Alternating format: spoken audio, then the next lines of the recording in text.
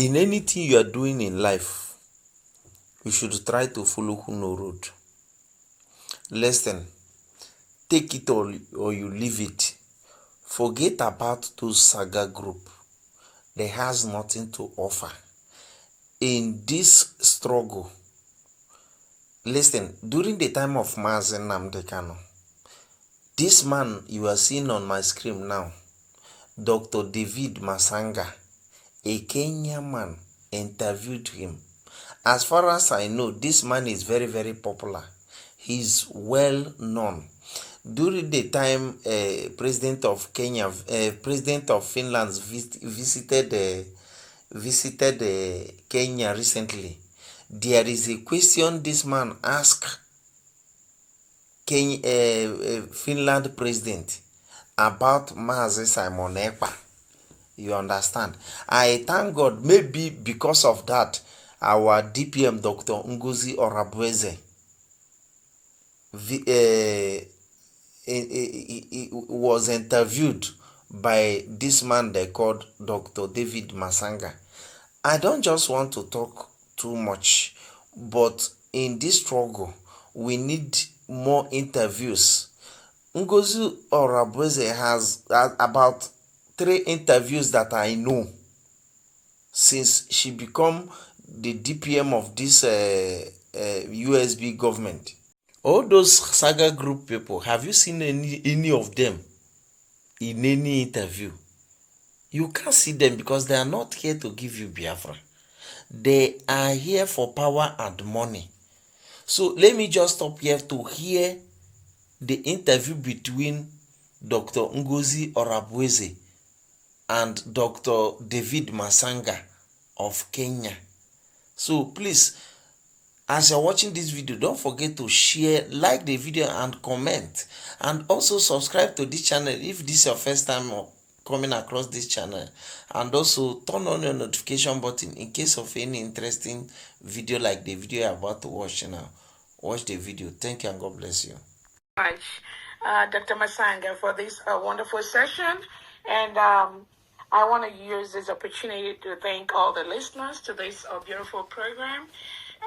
We need more of these every now and then to be able to just get enlightened on what is going on around the world, what is going on in Africa, and where and what we need to be doing to help us all make the world a better place.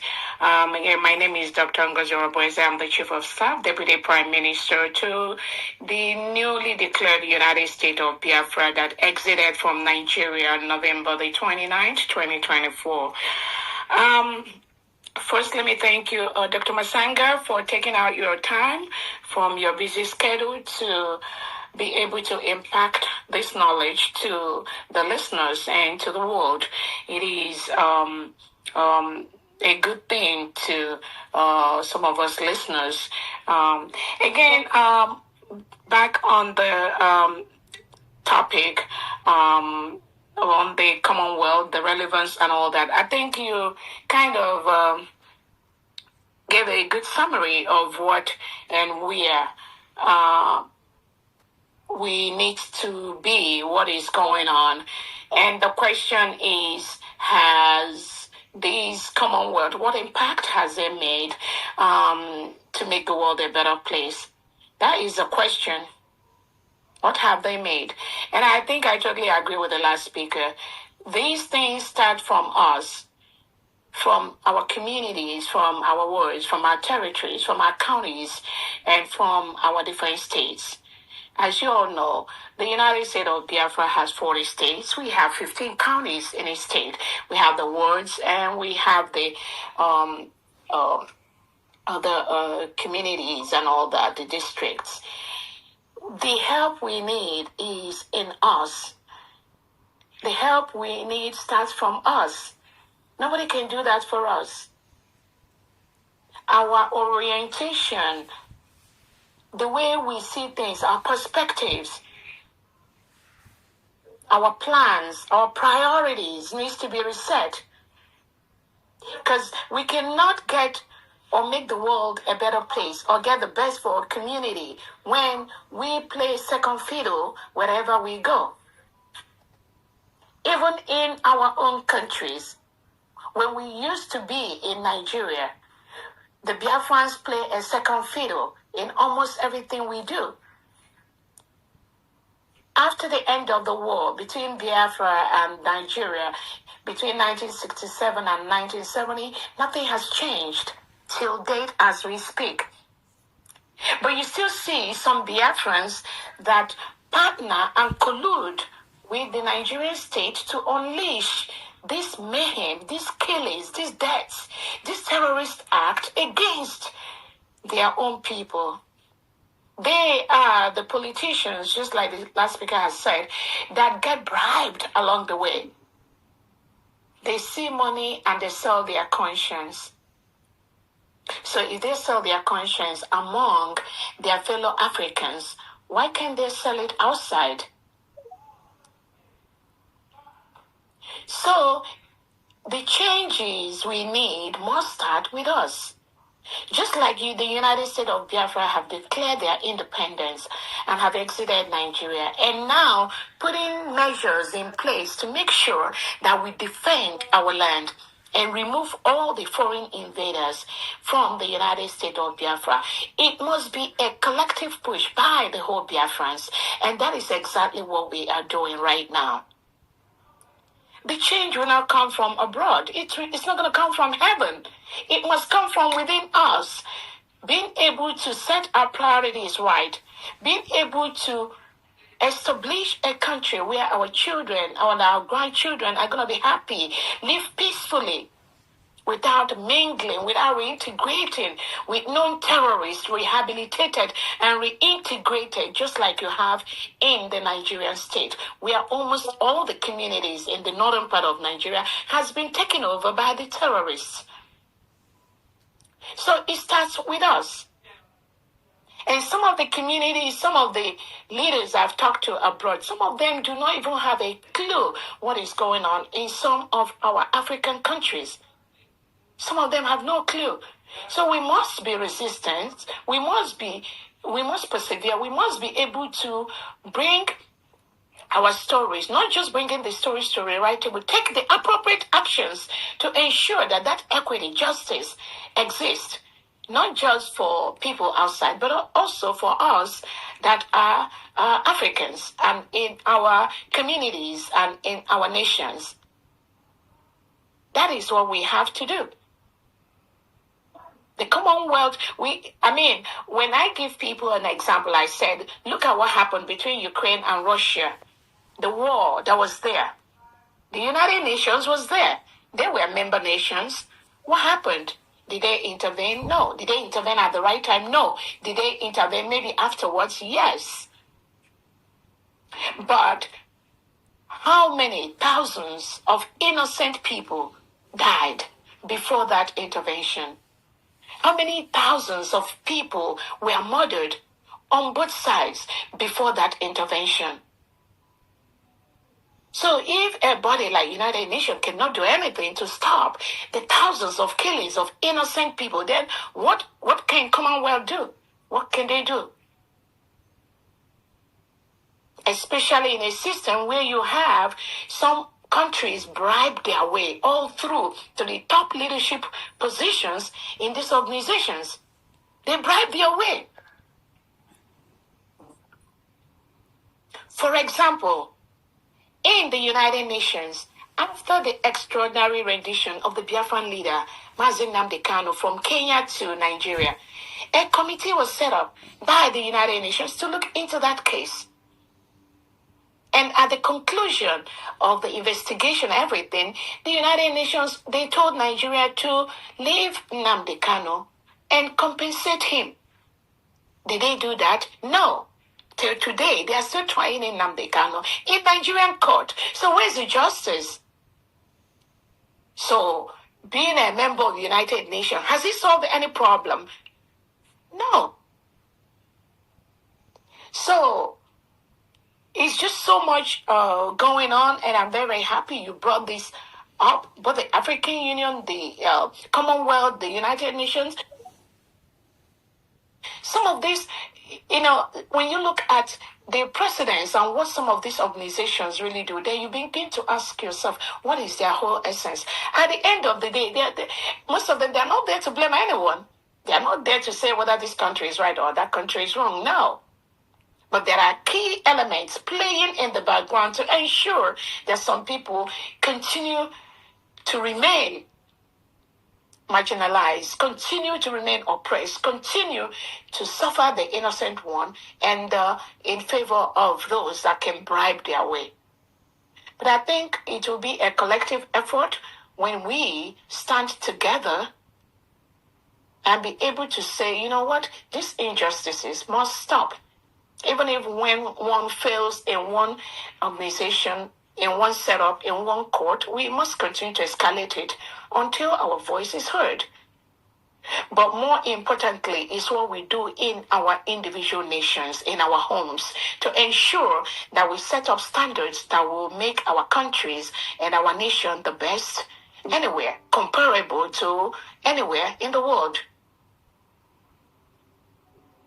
So, that is just my little point I want to chip in this instance. It is just so much going on when you have those, in quote, established nations. They do not respect the rule of law. They do not follow the guidelines of these organizations. Just like you mentioned Nigeria, one of the charters that they signed, they didn't submit that. And then nobody can hold them accountable because they know what they're doing. They will always leave those open room to... Madam Prime Minister, yes. on that one, sorry to give you more meat. Okay. On that issue, you the leaders of political groups, you the leaders of institutions, all institutions like yours, take it up with African Union, take it up with the Commonwealth, make it a daily bread. That where are the documents? There's no document. There is nothing in the Commonwealth that shows that people were killed in Onitsha, Enugu, Abia State. Nothing. Yeah. There's nothing. All these things were erased. Patricia Scotland erased them to get in connivance with Nigerian government of Buhari. Yeah. And Tinubu. You go to the AU, Mr. Muhammad Faki, the tall Fulani man, erased them. Also ate the same documents. So, all these people who have died for all these years, ladies and gentlemen, where I think there's a lady here, a sister of mine here, who worked with these organizations. What happened is what? I asked the secretary, the new chairman of the African Commission. I said, where are the documents? The only documents that started flickering in are Matsanga's documents showing complaining letters recently, but all the letters, the documents of touching the killings in southern Cameroon, the killings in Biafra, and I believe killings in other places are missing, especially the Biafran one, madam. Yeah. The Biafra one is a Yoruba man called Bankole. He doesn't like you Biafrans. He is using tribalism in our institution. And when I warned the people about this, a French-originated AU, people laughed at me. I'm glad that some of them are here today. I'm glad that Matsanga is here. The Pope, on Sunday, the first service of Pope, Madam Dr. Ngozi, the Pope called upon countries of war to stop. Did you hear an African country call? No. Maybe I'm not a Catholic. Did I hear anything? No. He said Pakistan, Gaza, Ukraine. So we are on our own. AU has not spoken for us. The AU that they chose, that they harassed Matsanga, a bad man in Africa, at least if this Raila was in there, I would push him. I would go to that office and say, Raila, please, people are dying here. Let's go. We almost killed. We are almost killed with Raila in Abidjan. I was there when we were fleeing Babugo. Raila was there with me, with Mbeki. We are the last people who left before the French Quatara forces captured Abidjan. Now this man here, even when I saw him address his first press conference, he was like he was like an animal whose feathers have oil. Let me laugh again. Those who harassed me, one of them is here. And Lion, I want you to come up and be frank and tell me, is this your choice? There you are. And I'm still alive. God kept me. God kept me to see this. I warned the people. I warned the people. Nobody will tell me that I never warned you. I told you you are choosing a French puppet who doesn't even send a message to Gaza.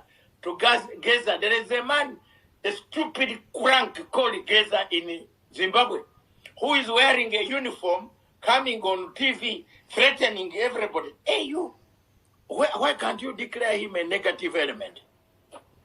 Where is AU? Is he? You see that? Masanga told you. Now today, I am laughing. When I saw this guy from Djibouti talk, I said, oh my God, it's good. God gave me strength. And made me, my father paid school fees, and I worked on food, and I got tools of analysis. I can talk better than this guy. Look at this guy. Useless. Useless. Useless. He can't even condemn anything. Americans came and hijacked our program in DRC. They took. Now the 5 presidents that we selected, madam, are just sitting there, and I hope they are not earning dollars. If are these people not earning dollars? Lion, my brother from Zimbabwe, these guys are earning dollars.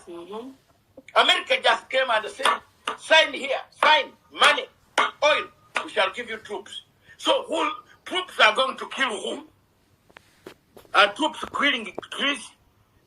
Who should be speaking? Who should be speaking for Africa? It is African Union. But the guy is like a chicken that has fallen in oil. And when I was speaking, some people thought, oh, I don't want God when I go. When I meet him, I don't want him to ask me. I gave you a chance these years to stay on earth. You didn't speak. Me, Dr. Masanga, have spoken my life on Africa. At times, I walk hungry, taking coffee, cup of coffee, running from one court to the other for Africa. I will do it until my last iota on planet Earth. But here are people, I told you. Now Africans, learn to listen to your fellow Africans like us. I told you that this man of Djibouti is betraying you. Now here you are. Soon you are about to cry. The first country to cry is South Africa now.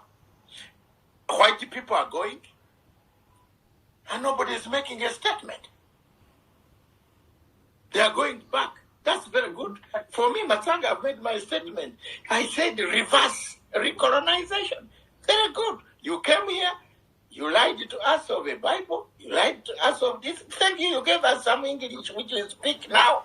But while we are speaking English, you are stealing our things. So if you now go back, maybe we can have a renaissance. Matsanga might not see that renaissance.